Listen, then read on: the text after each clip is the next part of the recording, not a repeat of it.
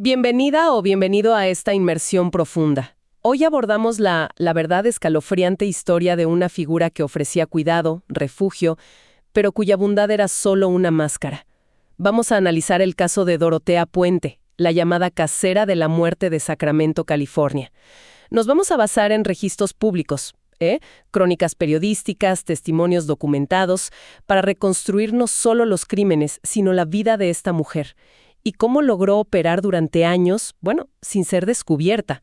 Nuestra meta es desentrañar esa compleja trama de engaños que se escondía tras esa fachada de abuela bondadosa, ¿no? Sí, exacto. Y es fundamental mirar más allá de los asesinatos en sí. Vamos a explorar su complicado pasado, la, digamos, meticulosa imagen pública que cultivó, y sobre todo, las grietas en el sistema y en la sociedad que permitieron que sus acciones pasaran inadvertidas por tanto tiempo. Es un caso que los obliga a cuestionar la vulnerabilidad, la confianza, la supervisión también. Perfecto. Entonces, entremos en materia. A ver, comencemos por situarnos en Sacramento, California, durante los años 80. Dorotea Puente no era una desconocida. ¿Cómo la percibía la gente? Pues era vista casi como una institución local, ¿sabes? Una mujer mayor, de cabello canoso, impecablemente peinado, gafas grandes, vestimenta algo anticuada pero siempre pulcra. Regentaba una pensión en la calle F, número 1426, y proyectaba una imagen de respetabilidad, de ser como un pilar en su comunidad. Una imagen construida con sumo cuidado, sí. Se presentaba como benefactora de los desfavorecidos, personas sin hogar, con problemas de alcoholismo, enfermedades mentales o discapacidades. No solo les daba techo, sino que les ayudaba activamente a gestionar sus cheques del Seguro Social. Incluso, organizaba reuniones de alcohólicos anónimos en su casa. Es más, su altruismo parecía extenderse a la comunidad hispana local. Hay registros de que financiaba becas, programas de radio. Parecía la personificación de la caridad cristiana.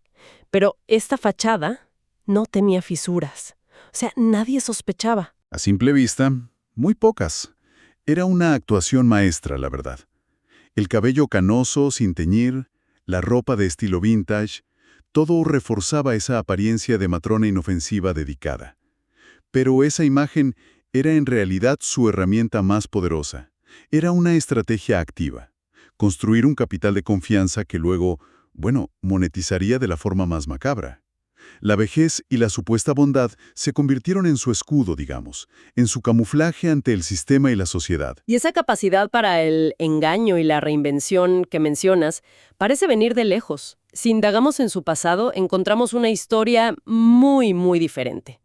Dorothea Helen Gray nació en 1929 en Redlands, California, y su infancia fue, cualquier cosa menos idílica. Exacto. Sus padres, Trudy May y Jesse James Gray, luchaban contra el alcoholismo. Hay relatos de que su padre amenazaba con suicidarse delante de ella y sus hermanos. Terrible. Él murió de tuberculosis cuando ella tenía unos 8 años. Y su madre, que según algunas fuentes ejercía la prostitución, perdió la custodia poco después y murió en un accidente de moto. Dorotea terminó en un orfanato, un lugar donde más tarde denunciaría haber sufrido abusos sexuales.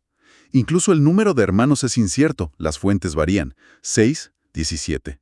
Una infancia marcada por la inestabilidad y el trauma, sin duda. Y los problemas con la ley no tardaron en aparecer, Con solo 19 años, en 1948, fue arrestada por falsificar cheques. Cumplió unos meses de cárcel y recibió libertad condicional. No fue un incidente aislado. En 1960 la condenaron por regentar un burdel bajo la fachada de una supuesta empresa de contabilidad en Sacramento. 90 días más tras las rejas. Vemos un patrón temprano de fraude y engaño. Y su vida personal también era un torbellino de cambios, de relaciones complicadas. Se casó muy joven, a los 16, con un soldado llamado Fred McFaul. Tuvieron 2 hijas, pero una fue enviada con parientes y la otra dada en adopción. McFaul la dejó poco después de su primer paso por la cárcel. Luego vinieron otros matrimonios, con Axel Johansson en 1952, un marino mercante. Durante este tiempo, adoptó alias fascinantes como Tella Singoala Neyarda, afirmando tener ascendencia egipcia e israelí. Una relación tumultuosa, donde ella, aprovechaba las ausencias de él para llevar hombres a casa y apostar su dinero. Fue Johansson quien la internó brevemente en un hospital psiquiátrico en 1961. Esto por su comportamiento errático y sus mentiras constantes. El diagnóstico fue revelador: mentirosa patológica con una personalidad inestable. Se divorciaron en 1966, pero ella siguió usando el apellido Johansson ocasionalmente. A veces se presentaba como Sharon Johansson, una devota cristiana. Después llegó Roberto Puente en 1968, un matrimonio que apenas duró 16 meses. Ella alegó abuso, él huyó a México. Curiosamente conservó el apellido Puente durante décadas, el que la haría infamemente famosa. Hubo otro matrimonio fugaz con Pedro Montalvo que la dejó a la semana. Entre boda y boda, alias y alias, ella seguía gestionando su pensión y puliendo su imagen pública. Este historial de inestabilidad, cambios de identidad y delitos financieros es crucial, ¿eh? En 1978, otra condena. Cobraba ilegalmente 34 cheques de beneficios que pertenecían a sus inquilinos. Le dieron libertad condicional y una multa. El patrón es claro: fraude dirigido a personas vulnerables que dependían de ella. Esto no surgió de la nada en los 80s, era una conducta ya muy arraigada. Y antes de los asesinatos por los que sería juzgada, hubo incidentes gravísimos que hoy vemos como claras señales de alarma. A ver, en 1982, un hombre de 74 años, Malcolm McKenzie, le acusó de drogarlo y robarle objetos de valor, incluyendo un anillo de diamantes que le quitó del dedo mientras él estaba incapacitado. Terrible. Ese mismo año, 1982, ocurrió algo aún más siniestro. Ruth Monroe, una amiga y socia de 61 años, murió repentinamente. Una sobredosis masiva de codeína y Tylenol, poco después de mudarse a vivir con Puente. Monroe le había confesado a otra amiga que se sentía tan enferma que pensaba que iba a morir. Inicialmente, su muerte se calificó como indeterminada, aunque luego se reclasificó como homicidio. Y no acaba ahí.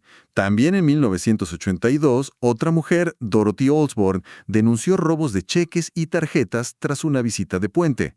Estas acusaciones sí llevaron a una condena por 3 cargos de robo mayor ese año. La sentenciaron a 5 años de prisión, pero gracias al sistema de libertad condicional, salió en 1985, tras cumplir solo la mitad de la pena. Lista para volver a las andadas, digamos. Y aquí es donde la historia da un giro aún más oscuro. Recién salida de prisión, en septiembre de 1985, Puente retoma el contacto con Everson Theodore Gilmouth, un jubilado de 77 años de Oregon, con quien había mantenido correspondencia mientras estaba encarcelada. Él llegó a Sacramento con su camioneta roja y su remolque. La relación epistolar se convirtió en convivencia. Poco después de la llegada de Gilmouth, en octubre de 1985, Puente le escribe a la hermana de él, diciéndole que planeaban casarse.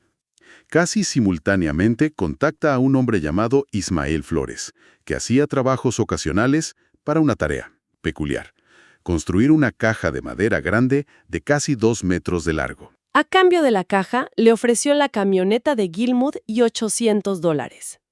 Flores construyó la caja. Al día siguiente, Puente le pidió ayuda para moverla. La caja estaba ahora sellada y pesaba enormemente, unos 140 kilos. Ella le dijo que contenía libros y trastos. Juntos la cargaron y la llevaron a una zona apartada cerca de un río, a 1 hora de Sacramento, donde la abandonaron. Pasaron unos meses. El 1 de enero de 1986, un pescador encontró esa misma caja flotando en el río Sacramento. Dentro, un cuerpo en avanzado estado de descomposición, envuelto en plástico y sábanas. Curiosamente, rodeado de bolas de naftalina y ambientador. Un intento burdo de enmascarar el olor. La identificación fue compleja. No fue hasta diciembre de 1988 que se confirmó que era Everson Gilmouth. Y mientras el cuerpo de Gilmouth esperaba ser identificado, ¿qué hacía Puente? ¿Seguía como si nada? Cobrar sus cheques de beneficios. Había falsificado su firma para transferir la camioneta y enviaba cartas a la hermana de Gilmouth, imitando su letra para hacerle creer que él seguía vivo y viajando. El caso Gilmoth es aterrador porque encapsula perfectamente su modus operandi posterior. Exacto. Atraer a personas vulnerables, a menudo mayores o con discapacidades. Ganarse su confianza hasta el punto de obtener control sobre sus finanzas. Poder notarial, ser designada beneficiaria de sus cheques. Luego, administrarles un cóctel de fármacos hasta causarles una sobredosis. Usaba una mezcla de medicamentos recetados y de venta libre, muchos de ellos sedantes o analgésicos comunes, como la codeína, el flurazepam, Dalmane, el diazepam, Valium, o antidepresivos como la amitriptilina. Fármacos que, en dosis altas o combinados, podían ser letales, especialmente en personas frágiles. Una muerte que, sin investigación profunda, podría parecer, bueno, accidental. Y una vez muerta la víctima, se deshacía del cuerpo y seguía cobrando sus cheques durante meses, a veces años. Lo más escalofriante es que, a diferencia de Gilmoth, cuyo cuerpo fue arrojado al río, las siguientes víctimas ni siquiera salieron de la propiedad. Los cuerpos se acumulaban en el jardín de la casa del 1426 de F Street. Sí, el horror estaba literalmente bajo sus pies y los de sus otros inquilinos. Cuando finalmente la policía excavó en noviembre de 1988, encontraron 7 cuerpos enterrados por todo el jardín. 7 personas. Betty May Palmer, de 78 años, encontrada parcialmente desmembrada en el patio delantero. Faltaban la cabeza, manos y parte inferior de las piernas. Terrible. Leona Carpenter, también de 78, enterrada en una esquina. James Gallup, de 62, bajo un cenador de madera. Vera Faye Martin, de 61, oculta bajo un cobertizo metálico. Dorothy Miller, de 65, bajo unas losas de cemento cerca de unos rosales. Álvaro Bert Montoya, de 51, junto a Carpenter. Y Benjamin Fink, de 55, cerca del cobertizo. Un cementerio clandestino en pleno barrio residencial. Es que no se puede creer. La audacia es impactante, la verdad. Operaba con una aparente normalidad que hiela la sangre. Los vecinos y otros inquilinos a veces percibían olores nauseabundos, pero ella siempre tenía una excusa. Problemas con las cañerías, fertilizante para sus premiados rosales, un animal muerto. Era experta en controlar la narrativa y en aislar a sus víctimas. ¿Cómo lograba ese aislamiento? ¿Cómo evitaba que preguntaran por ellos? Manipulando la información principalmente. Por ejemplo, con Leona Carpenter obtuvo poder notarial mientras ella estaba hospitalizada por una sobredosis de flurazepam, que, bueno, probablemente Puente le administró. Empezó a cobrar sus cheques y poco después de que Carpenter recibiera el alta y se mudara con ella, desapareció. Con James Gallup simplemente le dijo a su médico que se había mudado a Los Ángeles, cuando en realidad ya lo había enterrado en el jardín. Impedía el contacto con familiares o trabajadores sociales con excusas constantes. Increíble control. Pero todo castillo de naipes acaba cayendo, ¿no? ¿Qué fue lo que finalmente destapó el horror? La persistencia de una trabajadora social. Judy Moises estaba a cargo del caso de Álvaro Bert Montoya, este hombre de 51 años con discapacidades del desarrollo que vivía en la pensión. Moise llevaba meses sin poder contactar con Montoya en 1988, y las excusas de Puente, que estaba enfermo, que se había ido a México con familiares, empezaron a sonar falsas. Puente incluso intentó una última maniobra desesperada de engaño, ¿verdad? Algo con un exconvicto. Sí, le pidió a un exconvicto que había contratado para hacer trabajos en el jardín, Donald Anthony, que llamara a Moises haciéndose pasar por un sobrino de Montoya. Le dijo que dijera que se lo había llevado a vivir a Utah. Pero Moise no se lo tragó. Su insistencia fue clave realmente. Y no fue la única pieza. Otro exinquilino, John Sharp, contactó a la policía, confesando que Puente le había pedido mentir sobre la presencia de Montoya en la casa. Con estas sospechas, la policía finalmente obtuvo permiso de la propia Puente, que se mostró cooperadora y tranquila, increíble, para excavar en el jardín el 11 de noviembre de 1988. Buscaron donde la tierra parecía removida recientemente. Y no tardaron mucho. Apenas 30 minutos después de empezar a cavar, encontraron los restos de Leona Carpenter. El horror empezaba a salir a la luz. Lo que me parece asombroso es lo que pasó después. Con la policía desenterrando un cadáver en su jardín, ¿qué hizo Puente? ¿Se quedó ahí? Mantuvo una calma escalofriante. Mientras los detectives seguían cavando y encontrando más y más restos humanos, 7 cuerpos en total en su propiedad, Puente pidió permiso para ir a tomar un café a un hotel cercano. Dijo que para alejarse del barullo. La policía increíblemente se lo permitió, y ella simplemente se fue. Huyó a Los Ángeles. No puede ser. ¿Simplemente salió caminando mientras la policía desenterraba cuerpos en su jardín? Tal cual, una fuga audaz que demuestra su frialdad y cálculo hasta el último momento. Pero bueno, su rostro ya estaba en todas las noticias. La dulce abuelita era ahora la casera de la muerte. Y la fuga no duró mucho. Fue reconocida en un bar de Los Ángeles por un hombre mayor, Charles Wilges, que la había visto en las noticias matutinas. Él alertó a la cadena de televisión y a la policía.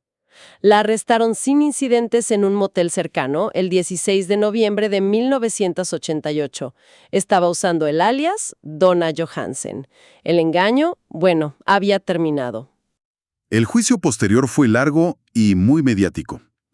Tuvo que ser trasladado del condado de Sacramento al de Monterey por la intensa cobertura. Comenzó en febrero de 1993. La fiscalía presentó 9 cargos de asesinato en primer grado con circunstancias especiales. Aclaremos eso de circunstancias especiales. ¿Qué implicaba? Se refiere a factores agravantes que, según la ley de California, permitían solicitar la pena de muerte. En este caso, incluían el asesinato múltiple y el asesinato cometido con fines de lucro, o sea, el cobro de los cheques. Los cargos incluían a los 7 cuerpos del jardín, más Ruth Monroe y Everson Gilmuth, 9 en total. Fue un juicio complejo, me imagino. Más de 150 testigos, miles de pruebas. La defensa intentó retratarla como una cuidadora abrumada, no como una asesina. El jurado deliberó durante 35 días, una eternidad.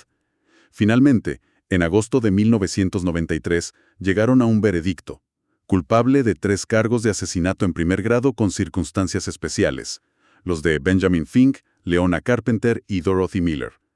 Para los otros 6 cargos, incluyendo los de Monroe y Gilmouth, el jurado no alcanzó la unanimidad y quedó, estancado. Y en la fase de sentencia, tampoco hubo acuerdo unánime sobre la pena de muerte para los 3 asesinatos por los que sí fue condenada. Correcto.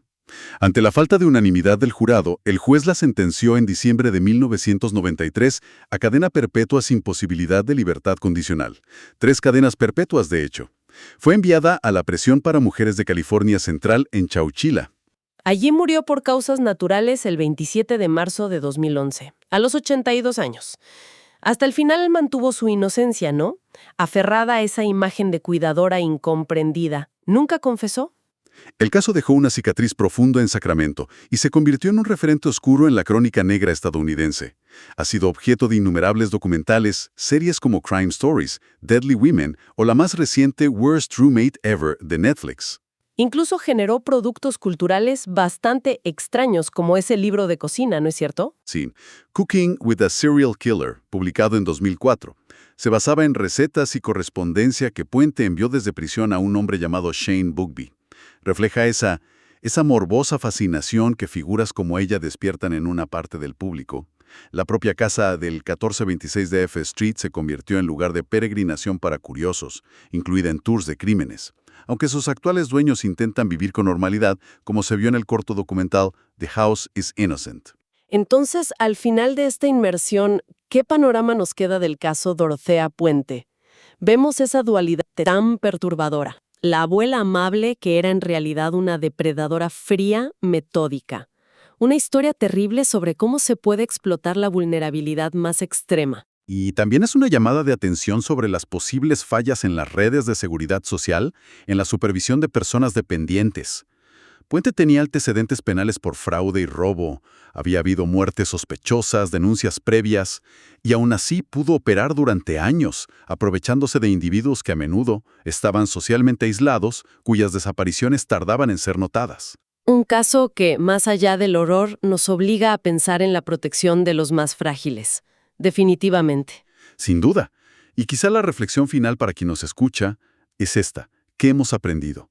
¿Qué mecanismos existen hoy o cuáles deberían implementarse para proteger mejor a las poblaciones más aisladas y dependientes? Y como sociedad, ¿cómo podemos estar más atentos a las señales de alerta sin caer en una desconfianza paralizante hacia quienes genuinamente ofrecen ayuda? Es un equilibrio complejo, pero muy necesario.